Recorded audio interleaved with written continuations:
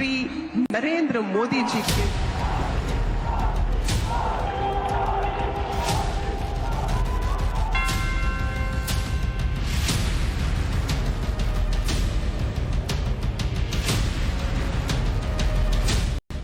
ये सियासत की रवायत है कि अपने नेता की हर कामयाबी पर समर्थक फूल बरसाते हैं, राहों में पंखुड़ियां बिछाते हैं, अपने प्रिय नेता का जयगान करते हैं। लेकिन हवा का रुख अब बदल रहा है। ये बदलाव विरोधी दलों के दिग्गजों को हैरान कर सकता है।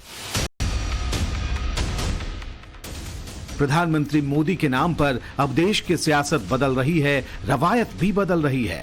जो इंडिया गठबंधन हर दिन मोदी पर संगीन आरोप लगाता है, जिसके नेता हर दिन पीएम मोदी की 24 वाली राह में शूल बिछाने में जुटे हैं, जिसके घटक दल मोदी को लगातार निशाना बना रहे, उसी गठबंधन के नेता अब प्रधानमंत्री मोदी की भरे मंच से तारीफ कर रहे हैं। जनता के बीच कह रहे हैं कि मोदी सबको साथ लेकर चलते हैं। छत्तीसगढ़ के डिप्टी सीएम टीएस सिंहदेव को सुनिए। मैं ये कहने से भी नहीं चूकना चाहूंगा कि मेरे अनुभव में मैंने भेदभाव महसूस नहीं किया। राज्य से हम लोगों ने अगर काम किया और मांगा तो बतौर हक, बतौर एक साथी केंद्र सरकार की ओर से कभी हाथ तंग नहीं रहे। और मेरा विश्वास है कि आने वाले समय में इस देश को, इस प्रदेश को मिलकर अपनी संघीय ढांचे की व्यवस्था में निरंतर हम आगे बढ़ाते रहेंगे। कांग्रेस पार्टी कहती है कि प्रधानमंत्री नरेंद्र मोदी विपक्षी दलों की सरकार जो उस राज्यों में है उनके साथ भेदभाव करते हैं, तो उसी की सरकार के उप मुख्यमंत्री कहते हैं कि प्रधानमंत्री जरा भी राज्यों के साथ भेदभाव नहीं करते।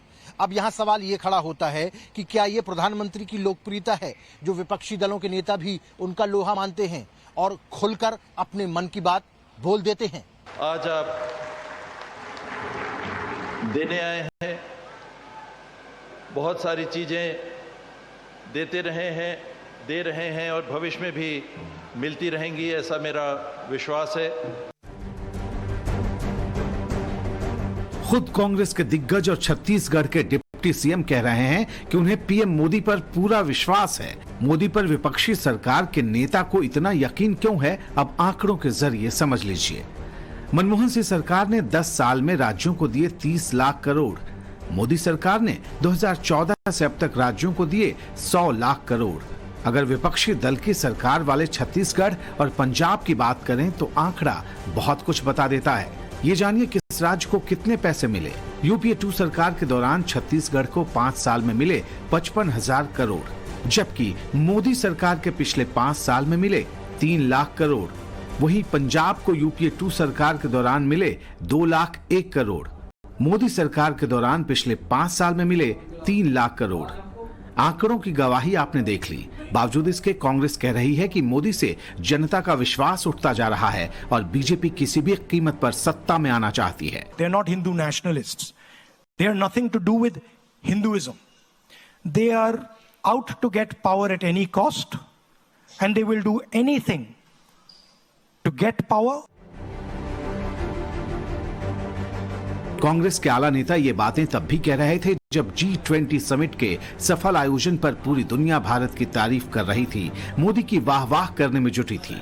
जब दुनिया के तमाम देशों के राष्ट्राध्यक्ष प्रधानमंत्री मोदी की तारीफ कर रहे थे, उस वक्त राहुल गांधी यूरोप से प्रधानमंत्री मोदी और भारतीय जनता पार्टी पर निशाना साध रहे थे।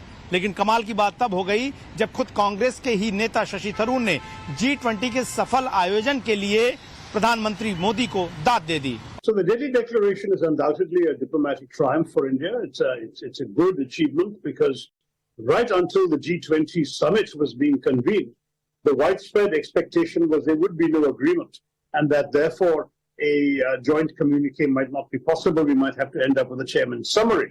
And that is a significant diplomatic achievement because when there is a summit without a joint communique, it is always seen as a setback for the chairman. Here, the chairman has pulled off a diplomatic triumph. Shashi Tharoor उसी केरल से लोकसभा के सांसद हैं, जहां से चुनकर खुद राहुल गांधी लोकसभा पहुंचे हैं।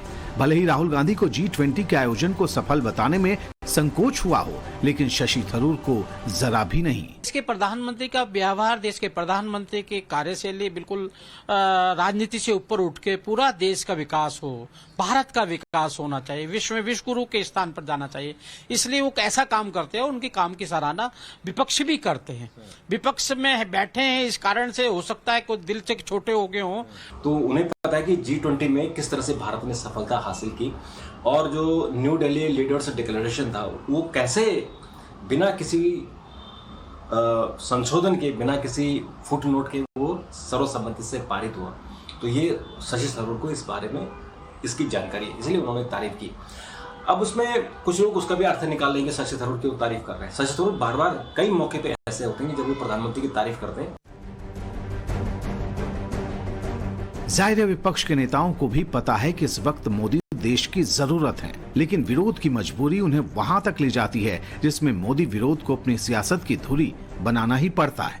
जिस G20 समिट को लेकर विपक्ष के इंडिया गठबंधन ने इतनी हाय तौबा मचाई, उसी गठबंधन के बिहार के मुख्यमंत्री नीतीश कुमार न सिर्फ G20 में सम्मिलित हुए बल्कि डिनर भी किया और प्रधानमंत्री नरेंद्र मोदी के साथ ठहाके लगाते हुए भी नजर आए।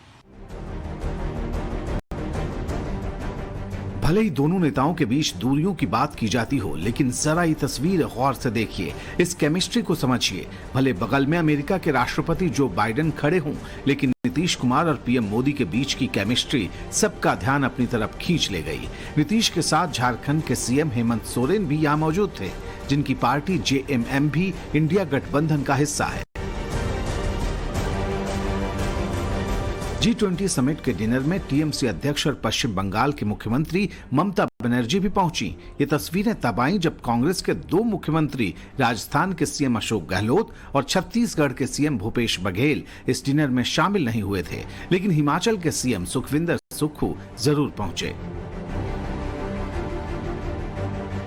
गौर करने वाली बात यह भी है कि हिमाचल आपदा के बाद पीएम मोदी ने जिस तरह राज्य में राहत के लिए केंद्र की तरफ से फौरी मदद भेजी, उसने विरोधी दल के सीएम सुखविंदर सुक्खू का दिल जीत लिया। ये हिमाचल ही है जहां कांग्रेस सरकार में मंत्री विक्रमादित्य सिंह भी पीएम मोदी की जमकर तारीफ कर चुके हैं। तो इसका उनको देखना चाहिए। बाकी केंद्र सरकार, मोदी जी हमेशा कहते हैं हिमाचल मेरा घर है। जब भी यहाँ पर आते हैं तो इस समय घर के मुखिया के रूप में उनकी सबसे ज्यादा आवश्यकता है। भले ही ये तमाम नेता विपक्ष के इंडिया गठबंधन से जुड़े हों, लेकिन उन्हें प्रधानमंत्री मोदी के साथ मंच साझा करने में बिल्कुल भी हिचक नहीं है। रही बात प्रधानमंत्री मोदी पर विपक्ष के नेताओं के हमले की, तो प्रधानमंत्री पहले ही उन्हें अपना जवाब दे चुके हैं कि विपक्ष के लोगों को एक सीक्रेट वरदान मिला हुआ है। हाँ,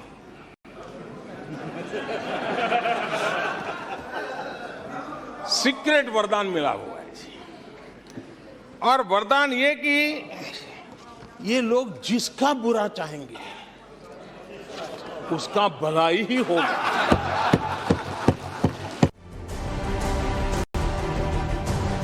पीएम मोदी का यह बयान भले ही तंज भरा हो, लेकिन इसमें राजनीतिक दूरदर्शिता की झलक साफ तौर पर थी।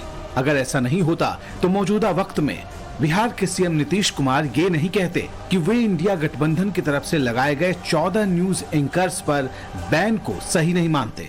हम कहे के लिए पत्रकार के पक्ष में देखिए, जब पूरी आजादी मिल जाएगी सबको, तो पत्रकार को जो अच्छा लगेगा वो लिखेगा, जो मन करेगा। विचार तो है पत्रकार, उस पर कोई नियंत्रण किया जाता है? आज तक हम कभी किए हैं? बोलिए। ये स्थानीय ये सब उनको अधिकार है, उनको कुछ भी करने का। हम नहीं किसी के खिलाफ, गलत बात है। अभी तो जो केंद्र में है वो गड़बड़ करके कुछ लोगों की कब तक किए हुए इधर उधर कर रहा है। आप लोगों को नहीं पता है, हम तो बराबर ही बोलते हैं, हम तो आप लोगों का इज्जत करते हैं। लेकिन क्या करिएगा, हमसे कुछ पूछते हैं तो कुछ हल्का लिखिएगा, अब बाद में तो आपको कहेगा नहीं मत लिखो। यही सब क्या कीजिएगा, आजकल तो यही स्थिति हो गई है। हम लोग के साथ जो लोग हैं, उन लोग को लगा होगा कि कुछ इधर उधर हो रहा है। एक निवेदन, हालांकि देखिए हम किसी के खिलाफ नहीं। आप समझिए कि सबको जब पूरे के तौर पर आज़ादी कोई पत्रकार को मिलेगी तो हर पत्रकार अपने अपने ढंग से जो उसको अच्छा लगेगा लिखेगा।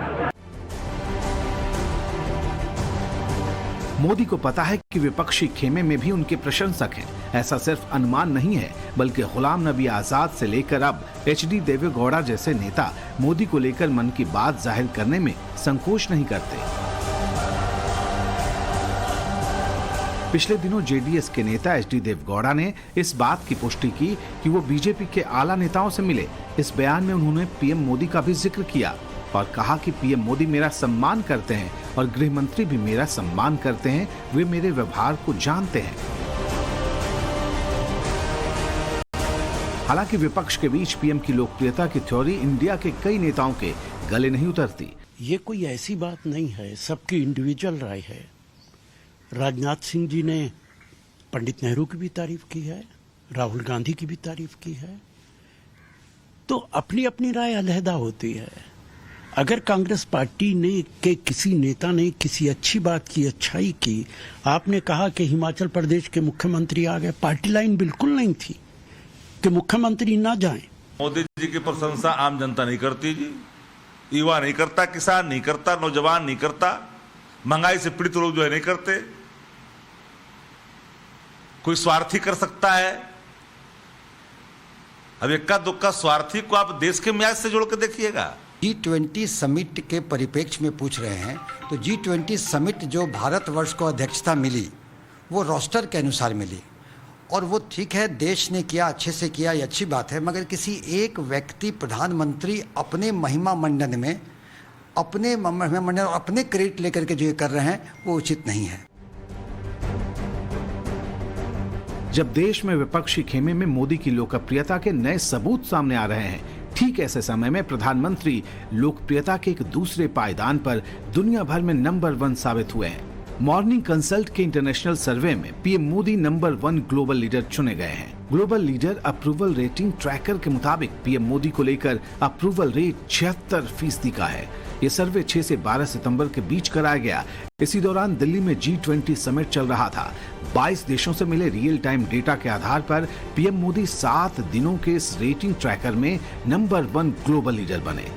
PM मोदी के लिए जहां अप्रूवल रेटिंग 76% की थी, वहीं अगर दूसरे ग्लोबल नेताओं की बात करें तो ब्राजील के राष्ट्रपति लूला डी सिल्वा के लिए 49%, ऑस्ट्रेलिया के PM एंथनी अल्बनीज के लिए 48%, इटली की PM जॉर्जिया मेलोनी के लिए 42% की रही, वहीं अमेरिका के राष्ट्रपति जो बाइडेन के लिए 40% की, जबकि कनाडा के PM जस्टिन ट्रूडो के लिए ग्लोबल अप्रूवल रेटिंग 37%, यूके के PM ऋषि सुनक के लिए 27%, फ्रांस के राष्ट्रपति इमैनुअल मैक्रों के लिए 24% और जर्मनी के चांसलर ओलाफ शोल्ज के लिए 25% की रही। इससे मोदी की अंतर्राष्ट्रीय लोकप्रियता का साफ पता चलता है। तमाम विपक्षी नेता जिस तरीके से खुल के प्रधानमंत्री मोदी की तारीफ कर रहे हैं, निश्चित रूप से ये आने वाले दिनों में नए राजनीतिक समीकरण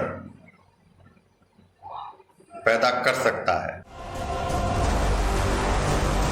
साफ है कि PM मोदी की लोकप्रियता का ग्राफ हर दिन चढ़ रहा है और ये देश की सियासत की विपक्षी धुरी को पहले से ज्यादा प्रभावित कर रहा है। Bureau report, times now Navbharat.